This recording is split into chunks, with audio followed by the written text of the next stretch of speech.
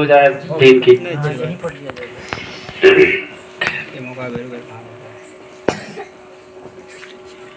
الحمد لله نحمده ونستعينه ونستغفره ونؤمن به ونتوكل عليه ونعوذ بالله من شرور أنفسنا ومن سيئات أعمالنا من يهده الله فلا مضل له ومن يضلله فلا هادي له وأشهد أن لا إله إلا الله وأشهد أن محمدا عبده ورسوله صلى الله تعالى عليه وسلم. فقد قال الله تبارك وتعالى في القرآن المجيد والفرقان الحميد. أعوذ بالله من الشيطان الرجيم. بسم الله الرحمن الرحيم. وَلَقَدْ يَسَّرْنَا الْقُرْآنَ لِلذِّكْرِ فَهَلْ مِن مُّدَّكِرٍ. صدق اللہ العظیم. جہاں تک ہو سکا ہم نے تجھے پردہ کرایا ہے، جہاں تک ہو سکا ہم نے تجھے پردہ کرایا ہے، مگر اے آنسوؤں تم نے بہت رسوا کرایا ہے، مگر اے آنسوؤں تم نے بہت رسوا کرایا ہے. اور چمک یوں ہی نہیں آئی ہے یہ خودداری کے چہرے پر، انا کو میں نے دو دو وقت کا فاقہ کرایا ہے. بزرگان محترم، معزز حاضرین، یہ جو ایک نشست رکھی گئی ہے دینی تعلق سے رکھی گئی، اس کا دنیا سے کوئی تعلق نہیں ہے، تو اس میں دنیا کے تعلقات کی باتیں آنا بھی غلط بات ہے. اس میں جو بھی بات ہوگی انشاءاللہ قرآن اور حدیث کے مطابق ہوگی. اور یہ جو نشست رکھی گئی ہے اس کے کئی نام ہوتے ہیں، جو آدمی جس نام سے اس کو بلا لے اس کے لیے وہی. بہرحال نشست کہتے ہیں بیٹھنے کو، دینی نشست ہم کہہ دیں گے تو اس کا مطلب یہ ہو جائے گا دینی فکر لے کر بیٹھنے والے لوگ. اسی کو پروگرام بھی کہہ دیا جاتا ہے، اسی کو جلسہ بھی کہہ دیا جاتا ہے، اسی کو اجتماع بھی کہہ دیا جاتا ہے، اسی کو میلاد بھی کہہ دیا جاتا ہے. بہت ساری چیزیں ہیں اس کے اندر، لیکن بہرحال اپنے اپنے طریقے سے اپنی اپنی نیتوں کے اعتبار سے لوگ ان کاموں کو کرواتے ہیں.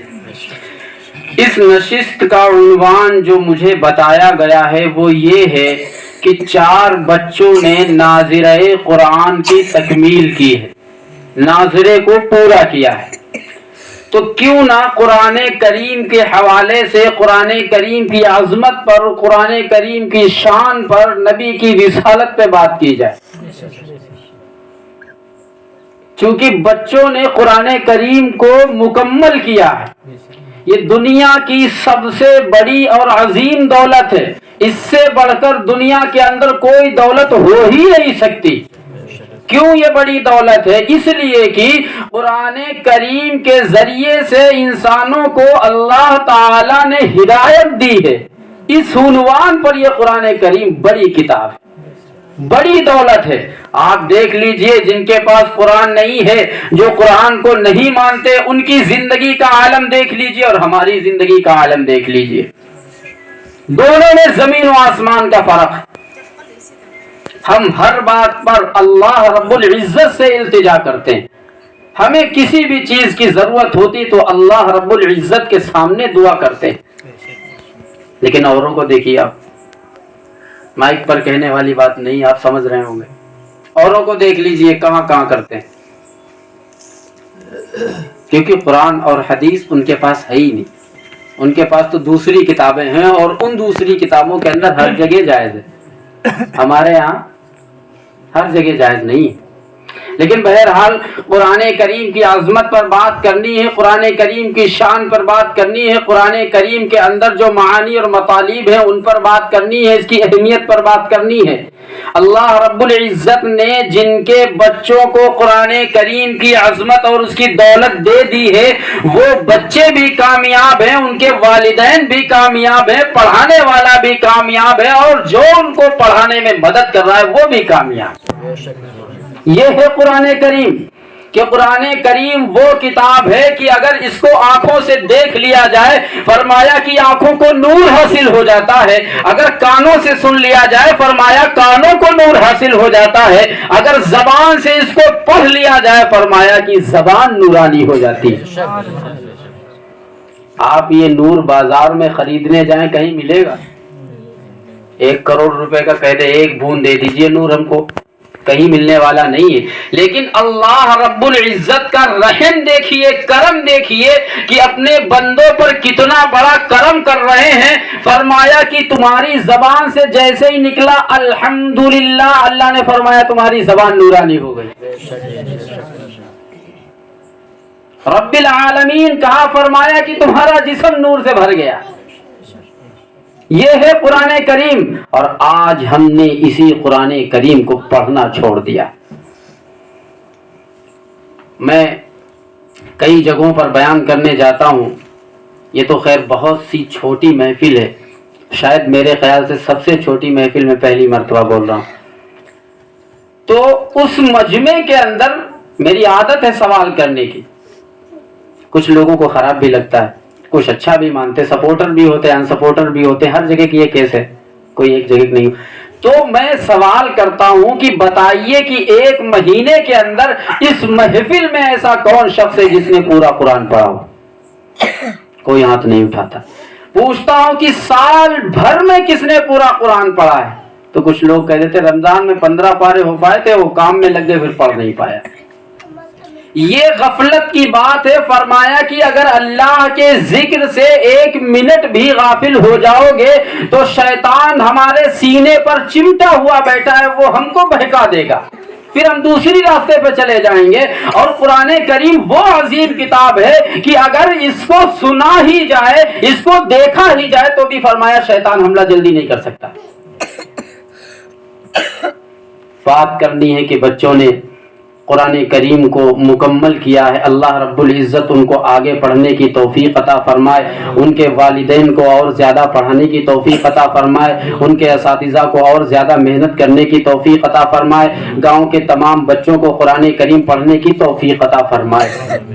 والدین کے تعلق سے میں عرض کر دوں، بچوں کے تعلق سے عرض کر دوں کہ قرآن کریم کو حاصل کرنے کے لیے اللہ رب العزت کیا کیا انعام عطا فرماتے ہیں۔ آپ گھر سے نکلیے، کسی بھی فیکٹری کے لیے جائیے، کسی بھی یونیورسٹی کے لیے جائیے، کسی بھی کالج کے لیے جائیے، کسی بھی اسکول کے لیے جائیے جس میں دنیا کی تعلیم ہوتی ہو، اللہ فرماتا ہے کہ میرا کوئی وعدہ نہیں ہے، تم دنیا کی تو چیزیں حاصل کر سکتے ہو، تم دنیا کے اندر اپنے مقام و مرتبے کو تو حاصل کر سکتے ہو، تم دنیا کے اندر اپنی عزت و وقار تو بنا سکتے ہو، لیکن جب تک قرآن نہیں پڑھو گے ہمارے یہاں تمہاری کوئی قدر نہیں۔ ارے آپ بتائیے، کوئی وکیل ہو اور اللہ تعالیٰ کہے نہیں تم نے وکالت کی تمہاری جنت پکی، کہیں پڑھا کتاب میں کسی مولوی نے بیان کیا؟ ارے کوئی جج ہو اور کہا جائے کہ تم نے جج کی ڈگری حاصل کر لی، اب تم ہمارے یہاں سیدھے جنت میں چلے جاؤ گے، کہیں کسی کتاب میں نہیں لکھا۔ لیکن قربان جائیے رب العزت کے رحم پر اور اس کے انعام پر، اپنے بندوں سے محبت پر قربان جائیے۔ اللہ رب العزت کتنی محبت فرما رہا اپنے بندوں سے۔ کسی بھی school, college, university, tuition, theatre جتنے بھی ہیں، ان میں اللہ کا کوئی وعدہ نہیں۔ اللہ کا وعدہ کہاں ہے وہ میں بتاتا ہوں۔ اللہ رب العزت کا وعدہ ان بچوں کے لیے ہے جن بچوں کو صحیح طریقے سے صفائی ستھرائی بھی نہیں آتی، چلنا بھی نہیں آ رہا ہے، لیکن وہ جیسے ہی گھر سے نکلتے ہیں فرمایا کہ ان کا قدم زمین پر نہیں فرشتوں کے پروں پہ پڑتا ہے۔ جو بچہ علم کے معنی ہوتے ہیں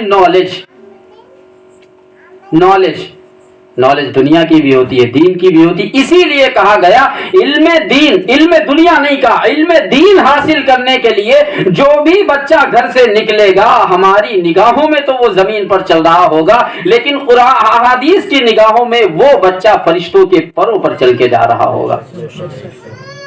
کیا اس مدرسے کی اتنی عالی شان بلڈنگ تو ہے نہیں جس کی وجہ سے فرشتے کہیں اتنا بہترین مدرسہ بنا ہے، چلو فرشتے اپنا پر بچھاؤ اور لے کے جاؤ کیونکہ بہترین بلڈنگ بنی؟ ایسا نہیں ہے. فرمایا کہ اس کا دل اتنا بہترین ہے، یہ کام وہ کرنے جا رہا ہے جو کام شیطان کو نقصان پہنچاتا ہے. اسی لیے فرشتوں کا دشمن اور انسانوں کا دشمن سب سے بڑا کون ہے؟ شیطان ہے. شیطان کو ٹھیس پہنچتی ہے اس بات سے. اللہ رب العزت کی طرف سے انعام آ جاتا ہے کہ پہلا انعام ان کو دے دیجئے کہ یہ دیکھنے میں تو زمین پر چل رہے ہیں لیکن میں گواہ ہوں کہ یہ سارے کے سارے بچے فرشتوں کے پروں پر چل رہے ہیں. کتنی بڑی بات ہے کہ ہم اپنے بچوں کو فرشتوں کے پروں پر چلانا نہیں چاہتے. مانا کہ دنیاوی تعلیم حاصل کرانا آج کل بے حد ضروری ہے، بہت زیادہ ضروری ہے کہ بغیر اس کے چلنا پھرنا اٹھنا بیٹھنا آنا جانا سب بیکار ہو رہا ہے. ہر جگہ وہی چیز ملے گی، ڈاکومنٹس میں ساری چیزیں وہی ملتی ہیں، تو وہ پڑھانا ضروری ہے. لیکن دنیا اور آخرت کو سنوارنے کے لیے جس چیز کو ضروری قرار دیا گیا ہے وہ ہے قرآن کریم. اس کا پڑھانا بھی ہمیں بہت زیادہ ضروری ہے. یہ پہلا انعام ہے کہ اللہ فرماتے، اللہ کے نبی نے فرمایا کہ تمہارے جو قدم ہیں وہ تمہاری نگاہوں میں تو زمین پر پڑیں گے لیکن وہ اصل میں فرشتوں کے پروں پہ پڑ رہے ہوں گے. اب اس کے بعد ایک اور انعام اللہ کی طرف سے ملتا ہے. بہت سارے انعامات ہیں لیکن میں سارے انعامات نہیں سناؤں گا، آپ تھک جائیں گے، ہمیں بھی بورنگ ہوگی پھر بولنے میں. پہلا انعام فرمایا کہ فرشتوں کے پروں پر طالب علموں کے اسٹوڈنٹس کے جو علم دین حاصل کرنے کے لیے جاتے ہیں ان کے قدم فرشتوں کے پروں پر پڑتے ہیں. دوسرا جو انعام اللہ رب العزت کی طرف سے بچوں کے والدین کو دیا جائے گا میں یہ عرض کر دوں، اس کے بعد بات ختم، بیان ختم.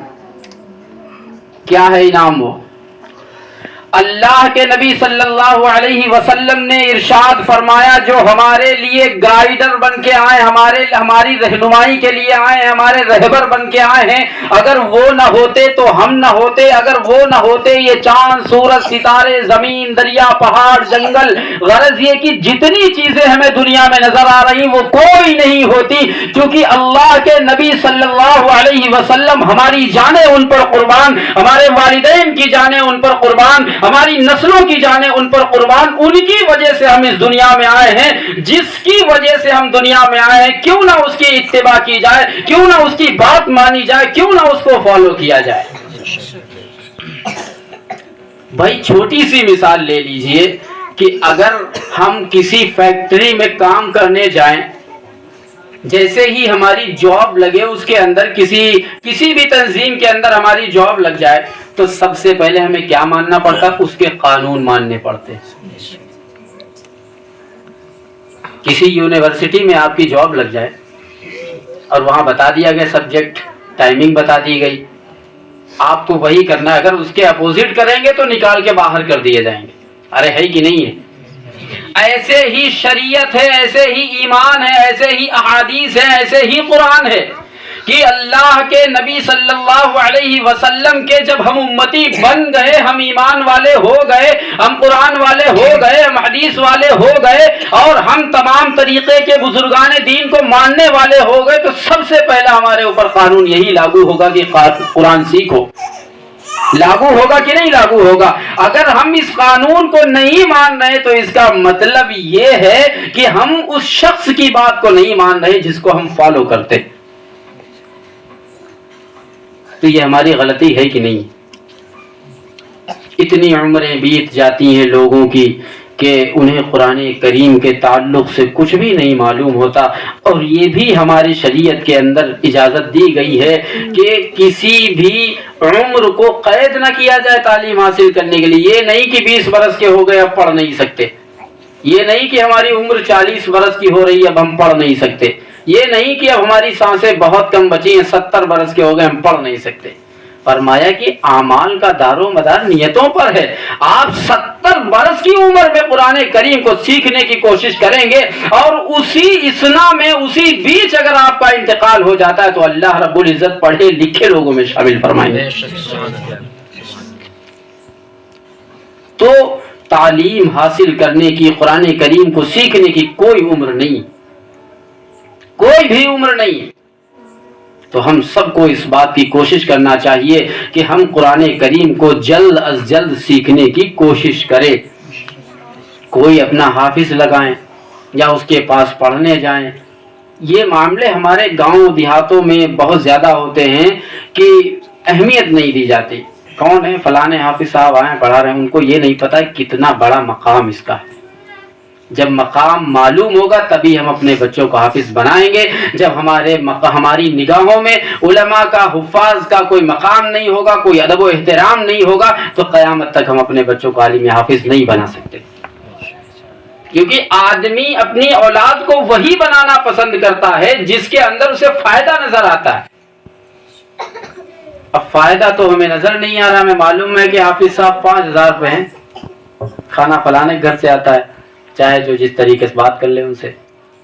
تو یہ جب ہمارے اندر کمیاں ہیں تو ہم اپنے بچوں کو کبھی عالم حافظ نہیں بنا سکتے، کیونکہ ہمیں پتا ہے کہ یہ معاملات کیے جائیں گے ہمارے ساتھ میں، تو اس لیے کمزوری ہوتی. تو سب سے پہلے ہمیں ان کا ادب و احترام کرنا ہے، ان کے ساتھ عزت سے پیش آنا ہے، ان کی ہر خواہش کو پورا کرنے کی کوشش کرنا ہے. بہرحال میں عرض یہ کر رہا تھا کہ اللہ کے نبی صلی اللہ علیہ وسلم نے فرمایا کہ بچہ جب گھر سے پڑھنے کے لیے نکلتا ہے تو اس کے قدم بظاہر تو زمین پر پڑ رہے ہوتے، لیکن حقیقت میں وہ فرشتوں کے پروں پر قدم ڈال کر مدرسے تک جا رہا ہوتا. چاہے جتنی اچھی قالینیں آپ خرید لیجئے، کروڑوں کی ہو، لیکن فرشتے کے پر میں لگی ہوئی ہوا میں جو اس سے دھول اڑتی ہے، اس دھول کے برابر بھی دنیا کی 100 کروڑ کی قالین مقابلہ نہیں کر سکتی اس کا. ارے ہے ایسی بات کی نہیں ہے. تو دوسرا انعام اللہ رب العزت کی طرف سے قرآن کریم پڑھنے والے، اس کو محفوظ کرنے والے، اس کو سینے میں بسانے والے بچوں کے والدین کے لیے اللہ رب العزت میدان محشر میں انعام رکھے گا. کیا انعام رکھے گا؟ آپ حضرات اس کو ذرا غور سے سنیں تاکہ دل کے اندر یہ بات بیٹھ جائے. اور جب دل میں کوئی بات بیٹھ جاتی ہے تو کبھی نہ کبھی اس پر عمل کرنے کی بھی فکر ہو جاتی ہے. جب ہم سرسری طور پر سنیں گے ہاں فلاں صاحب آئے تھے، بڑا اچھا بول کے گئے، چلے گئے، کیا فائدہ ملے گا اس سے؟ کروانے والے خرچہ بھی ہوا، اس نے اپنے تمام کاموں کو آگے پیچھے بھی کیا، لیکن ہمیں اس سے کیا فائدہ ملے گا؟ ایسے پروفیشنل لوگ ہوتے ہیں، کرتے ہیں، لیکن بہرحال کچھ نہ کچھ لے کر جائیے، کچھ نہ کچھ سیکھ کر جائیے، کیونکہ میدان محشر میں پوچھا جائے گا کس نے تم کو بتایا تھا، کس سے تم نے سیکھا تھا. وہ سارے لوگ وہاں پر موجود ہوں گے، بلائے جائیں گے، حساب و کتاب ہوگا، ہر ایک چیز کا حساب و کتاب ہوگا، یہ ہم سبھی جانتے ہیں. بہرحال اللہ رب العزت ایک انعام دوسرا یہ دے رہے ہیں قرآن کریم کو محفوظ کرنے والے طلباء کے والدین کو. کیا انعام دے رہے ہیں؟ یہ انعام ہوگا کہ میدان محشر کے اندر اعلان ہوگا، بلا کے لاؤ ان والدین کو جنہوں نے اپنا پیٹ کاٹ کاٹ کے اپنے بچوں کو قرآن کریم محفوظ کرانے کے لیے مدرسے بھیجا تھا. بلا کے لاؤ ان والدین کو جن والدین نے صبح سویرے اٹھ کر بچے کو مدرسے کے لیے تیار کیا تھا. بلا کے لاؤ ان والدین کو جن والدین نے خود سوکھی روٹی کھائی تھی، اپنے بچے کو طاقت دینے کے لیے، اس کے اندر علم دین کی طرف پیدا کرنے کے لیے، اس کے اندر طاقت پیدا کرنے کے لیے تاکہ علم دین حاصل کرے، اس کو خود بہترین روٹی کھلائی تھی اور مدرسے بھیجا تھا. بلا کے لاؤ ان والدین کو جنہوں نے خود گندے کپڑے پہنے تھے لیکن اپنے بچوں کو بہت صاف ستھرے کپڑے پہنائے تھے تاکہ وہ قرآن کریم کو حاصل کر سکے. اللہ رب العزت کی طرف سے جب یہ اعلان ہو جائے گا تو اندازہ لگائیے ان والدین کا سینہ کتنا چوڑا ہو جائے گا، ان والدین کے سر کتنے اونچے ہو جائیں گے کہ میدان محشر میں میرا نام لیا جا رہا ہے، جہاں حضرت آدم علیہ السلام کی نہیں سنی جائے گی، جہاں حضرت نوح علیہ السلام کی نہیں سنی جائے گی، جہاں عیسیٰ، موسیٰ، ابراہیم، اسماعیل، یعقوب، یوسف، تمام پیغمبروں کی نہیں سنی جائے گی، جہاں پر صرف جناب محمد رسول اللہ صلی اللہ علیہ وسلم کی سنی جائے گی، اور ان کے جو متبعین ہیں، ان کے ماننے والے ہیں، ان کو اللہ رب العزت سب نبیوں کے سامنے بلا کر، ساری دنیا کے سامنے بلا کر انعام سے نوازے گا۔ اب یہاں پر ایک بات سمجھنے کی یہ ہے، میں سمجھا دوں کہ جب کسی کو انعام دیا جاتا ہے تو اس کی بے عزتی کر کے اسے انعام نہیں دیا جاتا۔ کسی کو کوئی انعام کے لیے بلائے، کوئی بادشاہ یا کوئی مان لیجیے آج کے دور میں مکھیہ منتری کسی کے بارے میں اعلان کر دے کہ فلاں کو یہ انعام دیا جائے گا، تو اس کا مطلب یہ نہیں ہے کہ پہلے کوڑے مارے جائیں گے بعد میں انعام دیا جائے گا۔ اس کا مطلب یہ ہوا کہ بڑی ٹھاٹ باٹ سے اس کو پولیس لے کے جائے گی وہاں تک، بہت عزت کے ساتھ، ارے بھائی صاحب سیدھے چلیے، سامنے سے ہٹیے، ساری چیزیں راستہ خالی کروا کے اس کو لے جایا جائے گا۔ تو یہاں سے ایک مطلب سامنے نکل کر یہ آتا ہے کہ جب اللہ کے یہاں قرآن کریم کے حافظ بچوں کے والدین کو بلایا جائے گا، وہ حقوق العباد کے علاوہ چاہے جتنے گناہ کر کے گئے ہوں اللہ معاف فرما دے گا۔ بھائی انعام دیا جا رہا ہے، سزا تو نہیں دی جائے گی، تو انعام کیا ہوگا؟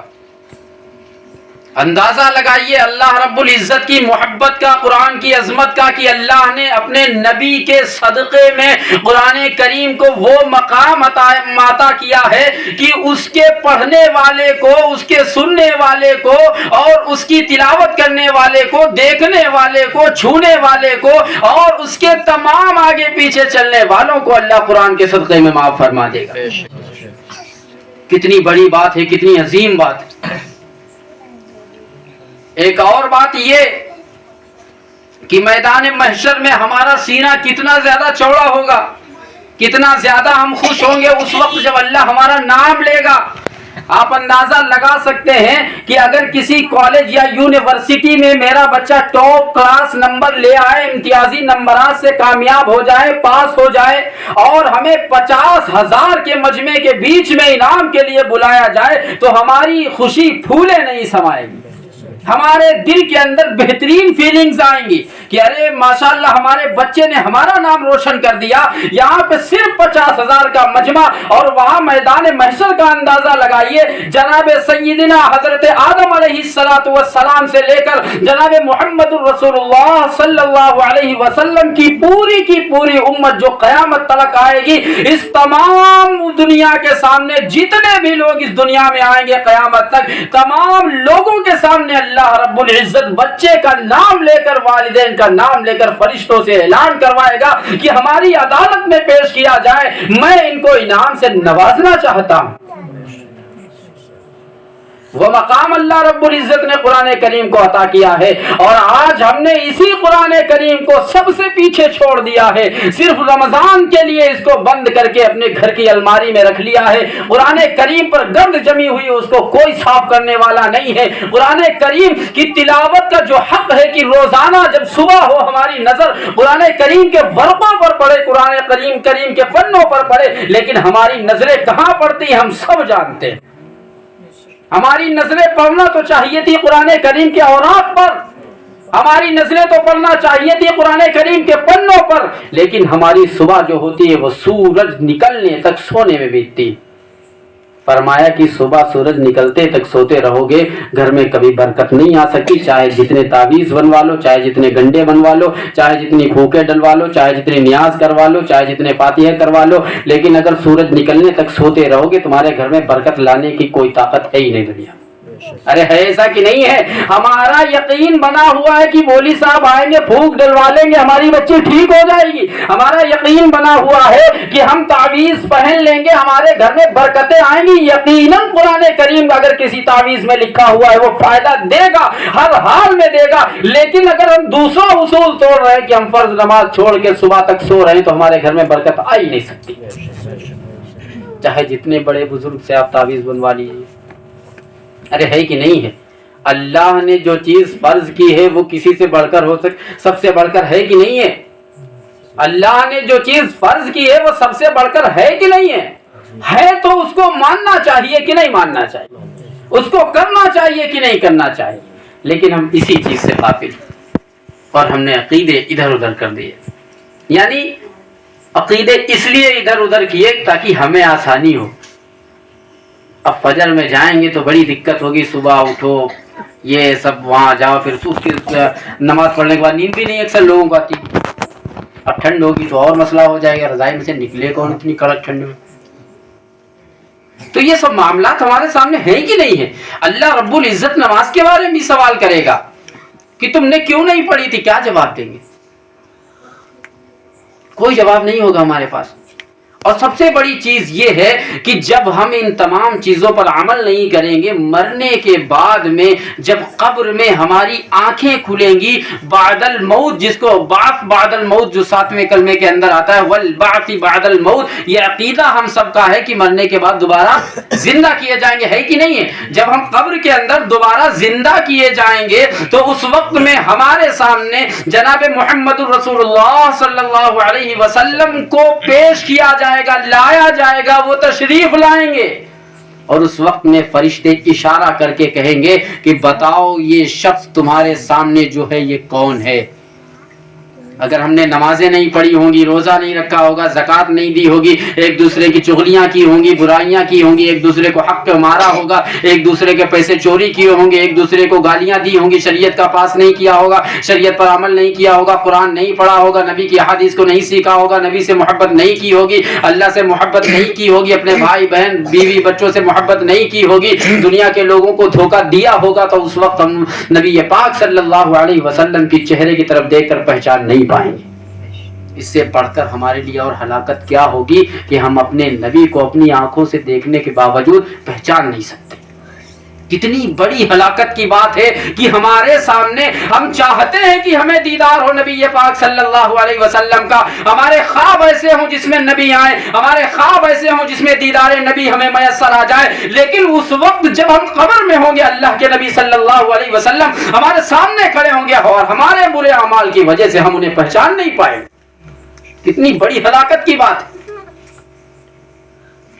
تو دوسرا انعام اللہ رب العزت عطا فرمائیں گے بچے کے والدین کو. اللہ اعلان فرمائے گا میدان محشر میں تمام لوگوں کے سامنے، حضرت آدم علیہ السلام سے لے کر جناب محمد الرسول اللہ صلی اللہ علیہ وسلم کی مکمل امت، یعنی قیامت برپا ہونے سے پہلے پہلے جتنے لوگ اس دنیا میں آئیں گے سارے کے سارے لوگ میدان محشر میں جمع ہوں گے. اللہ اعلان فرمائے گا کہ فلاں کے والدین کو بلا کے لاؤ، اس کو ہم انعام سے نوازنا چاہتے ہیں. فرشتے بلائیں گے، اعلان ہوگا، سارے لوگ دیکھ رہے ہوں گے کہ آخر کون ایسا شخص ہے جس نے ایسے نازک حالات میں، جس نے اپنے پیٹ کو کاٹ کاٹ کر بچوں کو پڑھایا، قرآن کریم سے محبت کی. کون ایسے لوگ ہیں؟ ہمارا چہرہ سب کے سامنے آ جائے گا، اتنے لوگ موجود ہوں گے. اور یہاں پر تو دیکھ لیجیے آپ 50,000 میں آپ نہیں پہچانے جا سکتے، اتنی دور اسٹیج بنا ہوتا ہے، کیمرے لگے ہوتے ہیں، سیڑھیاں لگی ہوتی، تب کہیں جا کے پہچانا جا سکتا. لیکن میدان محشر کا معاملہ دیکھیے، اللہ رب العزت اس کے چہرے کو اتنا چمکدار کر دیں گے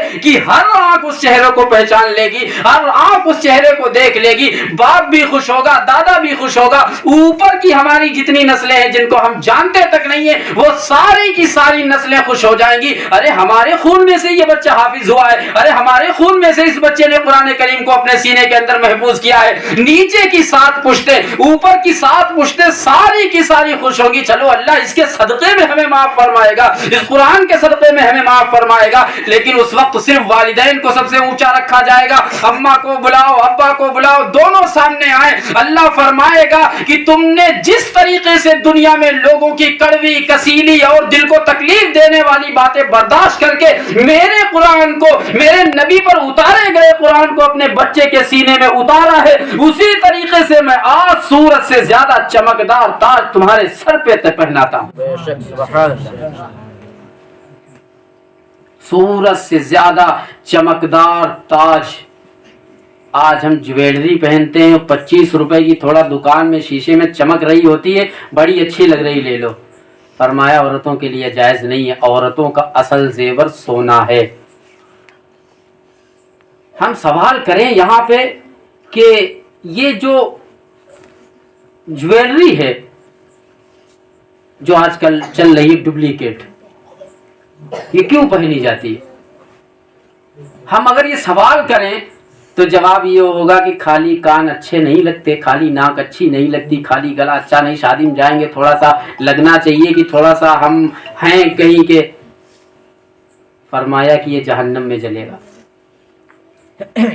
جہنم میں جلیں گے وہ گلے، وہ ناک، وہ کان، جن کانوں میں، جن ناکوں میں، جن گلوں میں، جن ہاتھوں میں، جن پیروں میں اگر گلٹ کا زیور پہنا گیا ہوگا، اگر وسعت نہیں ہے، اگر طاقت نہیں ہے تو جتنا کم پر اکتفا کر لو تو بہتر ہے۔ اور دوسری چیز یہ ہے کہ یہ پہنا اپنوں کے لیے نہیں جاتا ہے، دوسروں کے لیے پہنا جاتا ہے۔ ارے بات صحیح ہے کہ نہیں ہے؟ اپنے شوہر کے لیے کون پہنتا میں بتائے ذرا؟ جب کہیں شادی میں جانا ہوگا اور جب کہیں دعوت میں جانا ہے تبھی تو تھوڑا بہت خرچہ ہوتا ہے کریم اور پاؤڈر کا، باقی تو رکھا ہی رہتا ہے۔ لایا کون؟ شوہر۔ پیسے کس کے خرچ ہوئے؟ شوہر کے۔ محنت کس نے کی؟ پسینہ کس نے بہایا؟ اور ہم جلوہ کس کو دکھا رہے ہیں؟ غیروں کو۔ اسی لیے فرمایا کہ اگر تمہارے پاس اصل زیور موجود ہے وہ پہنیے، اور صرف اپنے شوہر کی خوشی کے لیے پہنیے۔ اس کے علاوہ ذرہ برابر بھی اگر نیت ادھر ادھر ہوئی تو تمہاری ساری عبادتیں ختم کر دی جائیں گی، تمہاری ساری نیکیاں ختم کر دی جائیں گی، اور شوہر کی نافرمان بیوی کہلاؤ۔ اور جو نافرمان بیویاں ہوتی ہیں ان بیویوں کے بچے کبھی حافظ نہیں ہوا کرتے۔ بات یہاں سے میں عرض کر رہا تھا کہ اگر نافرمان بنو گے، اگر تم اپنے شوہر کے خلاف کام کرو گے، ان کی مرضی کے مطابق عمل نہیں کرو گے، اپنے بچوں کو شوہر کے بتائے ہوئے طریقے پر لے کر نہیں چلو گے، تو فرمایا شوہر کی نافرمانی میں آ جاؤ گی، اور شوہر کی نافرمان عورت پر اللہ خود لعنت کرتا۔ تو اگر اپنے بچوں کو سدھارنا ہے، سنوارنا ہے، ان کے مستقبل کو روشن کرنا ہے، ان کو بہت اوپر تلک لے جانا ہے، اور اپنے نام کو ان ناموں میں لکھوانا ہے جن ناموں کو اللہ رب العزت تاج پہنائیں گے، جن ناموں میں اللہ رب العزت وہ نام شامل کرے گا جن ناموں کے اندر اللہ رب العزت بخشش کے دروازے کھولے گا، اگر ان ناموں میں اپنا نام لکھوانا ہے تو ہمیں اپنے بچوں کے سینوں میں قرآن اتارنا ضروری ہے۔ اگر قرآن نہیں اتارا تو پھر ڈھونڈا جائے گا، حافظ صاحب کو تلاش کر کے لائیے ذرا قرآن خوانی ہو جائے۔ ارے کیوں محتاج بنے ہو کسی حافظ کے؟ ہماری اولاد ہے، ہم خود کیوں نہیں بناتے؟ ہماری اولاد ہے، ہماری اولاد حافظ ہوگی، گھر میں ایک رکوع بھی پڑھا جائے گا۔ فرمایا کہ ایک رکوع پڑھنے کی برکت سے پورا دن شیطان تمہارے گھر میں نہیں آ سکتا۔ حافظ صاحب ایک سال میں پڑھ کے چلے جائیں گے، وہی بڑے نخروں کے ساتھ آئیں گے، ناشتہ بھی چاہیے، پیسے بھی چاہیے، اور وہاں سے آئے ہیں یہ فلانی 50 چیزیں۔ لیکن جب ہماری خود کی اولاد حافظ ہوگی تو اس گھر کے اندر اللہ رب العزت کے کرم سے ہر وقت رحمت کے دروازے کھلے رہیں گے۔ فرمایا کہ جس گھر کے اندر قرآن کریم نہیں پڑھا جاتا ہے وہ گھر ویران گھروں کی طرح ہے، اور جن گھروں کے اندر قرآن کریم پڑھا جاتا ہے وہ گھر آباد گھروں کی طرح ہے۔ اب ہمیں خود فیصلہ کرنا ہے کہ ہم ویران گھر والے ہیں یا آباد گھر والے ہیں۔ آبادی صرف انسانوں کے رہنے کو نہیں کہا جاتا ہے، آبادی قرآن کریم کے پڑھنے کے اعتبار سے یہ ہے کہ اللہ رب العزت کے قرآن کریم کی روزانہ تلاوت کی جائے، تب ان گھر کی دیواروں کو معطر کیا جائے، گھر کے اندر خوشبوؤں کا ماحول بنایا جائے، تب اس گھر کے اندر رحمت و برکت کا ظہور ہوگا۔ ورنہ وہی بات میں نے کہی، پھر تعویذ گنڈے والے میں مجھے تو بڑا الجھن ہوتی، نماز پڑھتے نہیں، مولوی صاحب وہ تعویذ بنوا کے لیے فائدہ نہیں ہوا کچھ۔ اب مولوی صاحب کی کیا غلطی ہے؟ انہوں نے تو بھائی جو پڑھا ہے، جو سیکھا ہے وہ لکھ کے دے دیا۔ اب یقین کی بات ہے تمہیں فائدہ ہو رہا ہے کہ نہیں ہو رہا، اب ہم اس میں کوئی اینٹی بائیوٹک تو ڈال نہیں دیں گے، کیوں جیسے ہی لگے وہ چھو منتر ہو جائے سب۔ ہمیں پہلے اپنے آپ کو دیکھنا ہے، آئینہ صاف کرنا ہے، چہرہ صاف کرنا ہے۔ ضروری نہیں ہے گندا چہرہ ہو، ہم آئینہ صاف کرنے لگے تو چہرہ صاف ہو جائے گا۔ چہرے پر دھبے ہوں، داغ ہوں، ہم آئینہ صاف کریں کہ گندا لگ رہا ہے آئینہ اسی لیے چہرہ خراب آ رہا ہے۔ آج کل موبائل والا سسٹم ہے، 22,000 والے میں بڑی اچھی فوٹو آتی، ایک بھی داغ دھبا نہیں ہے، ایک بھی داغ دھبا نہیں ہے۔ اور وہی 11,000 والا یہ ریئل پک دکھا رہا ہے، کوئی مزہ نہیں آ رہا ہے اس میں، چہرہ خود کا گندا ہے، لاگ موبائل کی آ رہی۔ تو یہ ہمارے معاشرے کا حال ہے۔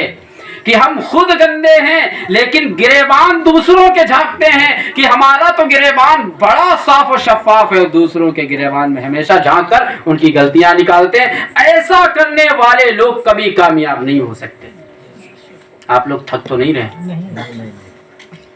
تو میں عرض یہ کر رہا تھا، چونکہ ہماری مائیں بہنیں بھی یہاں پر موجود ہیں، ان کے تعلق سے میں نے بات رکھی کہ پہلی بات تو یہ ہے کہ گلٹ کے زیور کا استعمال بالکل نہ کریں. ہمیں معلوم ہے کہ گلٹ کے زیور کوئی اپنے شوہر کو دکھانے کے لیے نہیں پہنتا. 100% میں سے 99% عورتیں ایسی ہیں جو دوسروں کو دکھانے کے لیے پہنتی ہیں، یا اس لیے پہنتی ہیں کہ یہ کان اچھے نہیں لگ رہے ہیں.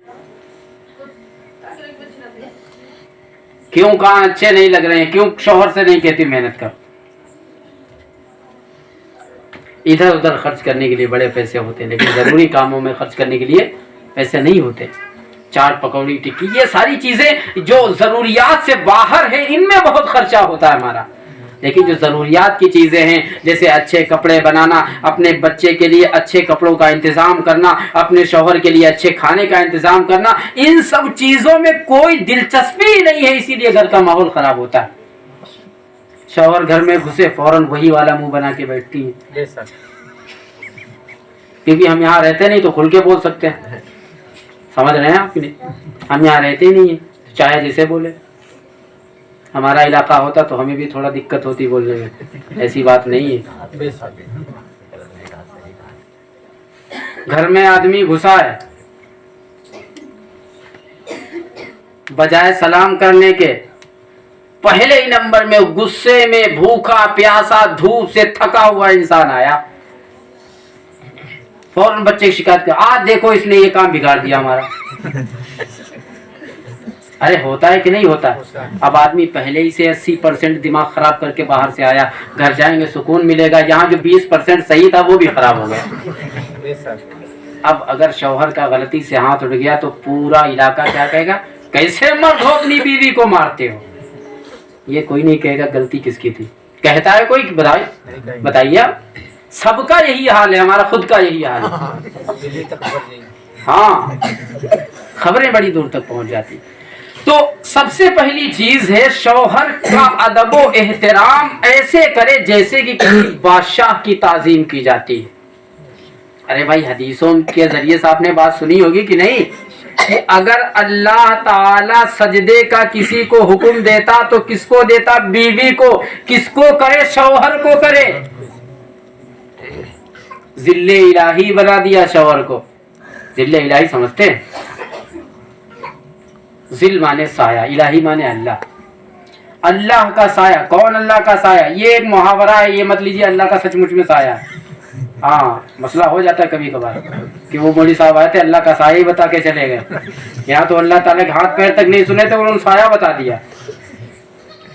تو ذل الہی کا مطلب یہ ہوتا ہے کہ اللہ کا سایہ اصلی معنی ہے اس کے، لیکن یہ لیا اس معنی میں جاتا ہے کہ جس طریقے سے اللہ رب العزت حکومت کو چلا رہا ہے اسی طریقے سے اللہ نے جو اپنا خلیفہ یعنی انسان یعنی آدم کو بنایا ہے وہ بھی اسی طریقے سے دنیا میں نظام شریعت کے مطابق اپنی عوام کو چلا رہا ہے. تو وہ ذل الہی ہو گئے. پوری عوام کو چلانے والا ذل الہی و بادشاہ. یہاں ایک عورت کو چلانے والا بادشاہ بتایا گیا. تو جیسے ہی آدمی اپنے گھر میں داخل ہوتا ہے تو عورتوں کی عادت ہوتی، اکثر عورتوں کی عادت ہوتی جو جتنی پڑھی لکھی ہوگی وہ اتنی زیادہ بگڑی ہوئی ہوگی. دینی تعلیم کی بات نہیں کر رہا ہوں. جو عالمہ ہیں جن کو قرآن اور حدیث کی سمجھ ہے وہ اپنے شوہروں کا بہت ادب و احترام کرتی ہیں. یقیناً یہ بات یقینی ہے کہ جس شخص کو عورت اللہ رب العزت نیک اور صالح عطا فرما دے اس شخص کے لیے دنیا ہی میں جنت ہے. اور دنیا میں سب سے بڑا امتحان ہی بیوی ہے. سب سے بڑا امتحان بیوی ہے کیونکہ بیوی مرد کے قبضے میں ہوتی ہے. وہ اس کو جس طریقے سے چاہے خوشی میں یا غصے میں چلا سکتا ہے. اب وہیں سے سب سے زیادہ کڑوی اور کسیلی باتیں مرد کو ملتی. تو ان باتوں کا میں زیادہ بات نہیں کروں گا. آپ حضرات سب سمجھدار ہیں ماشاءاللہ. میں نے بس اشارہ کر دیا ہے. آپ حضرات خود سمجھ کر عمل کرنے کی کوشش کریں. پہلی بات تو یہ مرد حضرات کے لیے میں کہوں گا کہ اپنے بچوں کی دیکھ ریکھ مکمل طور پر کریں اور اس نیت سے کریں کہ ہمارا بچہ دنیاوی تعلیم کے ساتھ ساتھ دینی تعلیم ضرور حاصل کرے. کہیں بھائی انشاءاللہ.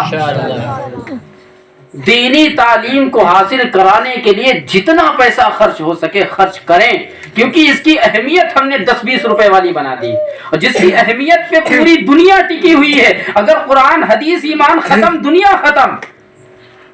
اور دنیا کے ختم ہونے کی جو دنیا کو بچانے کی جو چیز ہے اسی چیز کو ہم نے کم بنا دیا، بیکار بنا دیا، غیر اہم بنا دیا. اہمیت کس کو دے دی؟ نئی تعلیم کو، عصری تعلیم کو، انگریزی تعلیم کو.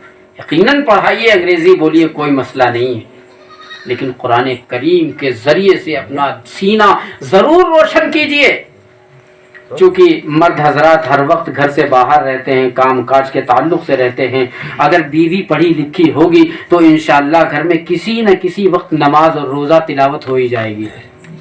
مرد حضرات کی عادت یہ ہوتی ہے، گاؤں کا پتہ نہیں، شہروں میں تو یہ ہوتا ہے کہ وہ جب مسجد میں نماز پڑھنے کے لیے جاتے ہیں 15 منٹ یا 10 منٹ پہلے پہنچے، پارا اٹھایا، پڑھنا شروع کر دیا.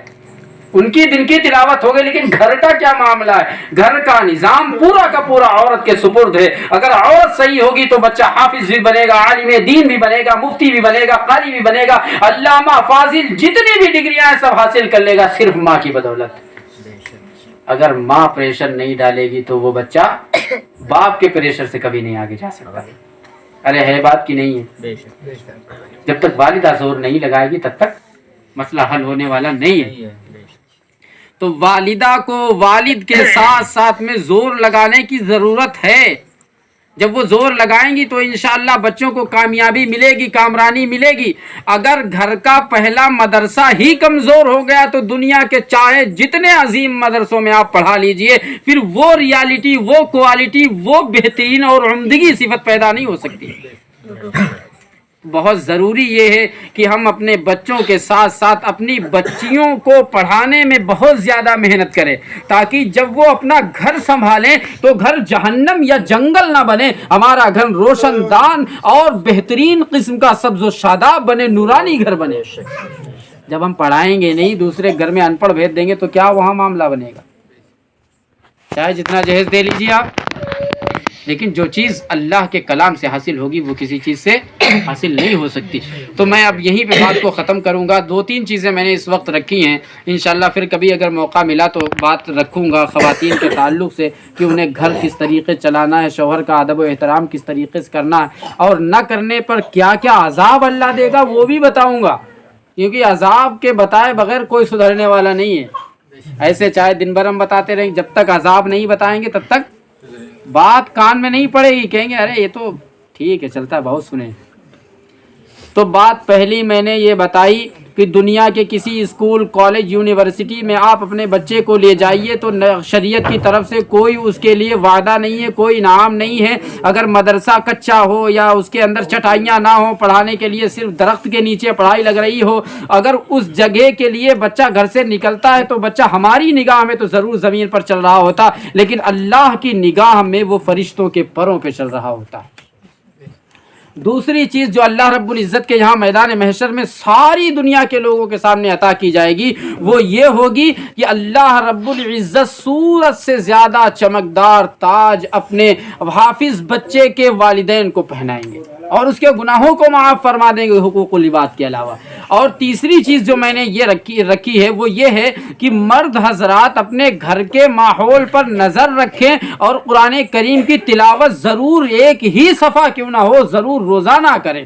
اور چوتھی چیز جو میں نے اس وقت آپ حضرات کے سامنے رکھی ہے وہ یہ ہے کہ خواتین کے تعلق سے یہ بات آتی ہے کہ جب وہ زیور پہنتی ہیں، گلٹ کا پہنتی ہیں، سونے کا نہیں پہنتی ہیں، لوگوں کو دکھاوے کے لیے پہنتی ہیں، تو یہ سراسر شریعت کے مطابق غلط ہے. اس میں ثواب نہیں بلکہ عذاب ہے. اور پانچویں چیز جو میں نے بتائی وہ یہ ہے کہ جو ہمارے گھروں کی عورتیں ہیں، وہ گھروں کی عورتیں، مرد جب باہر رہتے ہیں ان کو گھر کے اندر رہ کر قرآن کریم کی تلاوت کرنا بہت ضروری ہے. اگر تلاوت نہیں ہوگی، حدیث پاک کے اندر ہے کہ جن گھروں میں قرآن کی تلاوت نہیں کی جاتی ہے وہ گھر ویران ہیں، جنگلوں کی طرح ہیں، اجاڑ ہیں. ان گھروں کے اندر کوئی سبز و شادابی اور خوشی اور رحمت کی بات ہی ہی نہیں ہے، اور جن گھروں میں اللہ کے کلام کو پڑھا جاتا ہے وہ گھر اللہ کی نگاہ میں بہت نور والے ہیں۔